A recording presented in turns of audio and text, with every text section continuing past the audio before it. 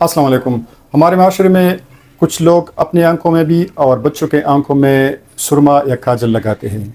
आया इसके कुछ फ़ायदे या नुकसानात भी है कि नहीं, इस बारे में आज बात करेंगे।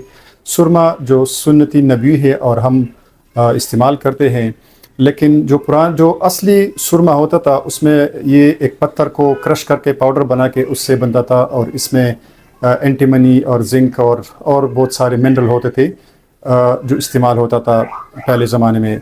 लेकिन आजकल जो मार्केट में अवेलेबल सुरमा या काजल के नाम से जो आता है वो एक फ़ेक होता है, उसमें मिलावट होती है और उसमें लेड होता है, उसमें कार्बन होता है और उसके बहुत सारे नुकसानात होते हैं। इसलिए बच्चों में ये इस्तेमाल हरगिज़ बिल्कुल इस्तेमाल नहीं करनी चाहिए। अब इसके क्या नुकसानात हो सकते हैं? पहले तो ये कि जिस सिलाई से हम आंखों में बच्चों को लगाते हैं वो बच्चा सर इधर उधर हिलाता है तो चांसेस है कि उसको आंखें उसके डैमेज हो जाए, ज़ख्म उसमें हो जाए। दूसरी बात, जो अगर खुदा न खास्ता पहले से कोई ज़ख्म है आंख में और उसमें सुरमा लगाया जाए तो उससे ज़ख्म बढ़ सकता है, उसमें नुकसान हो सकता है। तीसरी बात, जो आई के ग्लैंड्स होते हैं जिस तरह मेबूमियन ग्लैंड या फिर नेज़ोलैक्रिमल डक्ट होता है, तो उनकी ब्लैकेज होती है और इसकी वजह से आंख से आंसू बहते हैं और भी नुकसानात हो सकते हैं।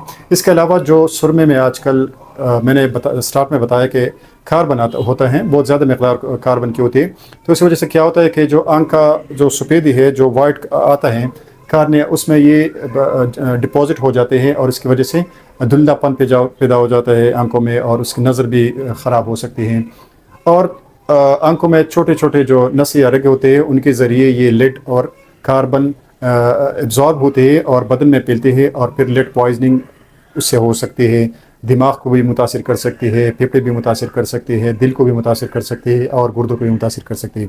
इसलिए बेहतर ये है कि सुरमा या काजल बच्चों में बिल्कुल इस्तेमाल नहीं की जाए, बजाय फ़ायदे के इसके नुकसानात हो सकते हैं, क्योंकि जो असली सुरमा है वो अवेलेबल नहीं है मार्केट में। जो फेक मिलावट वाला है वो नुकसानदेह हो सकता है। Thank you.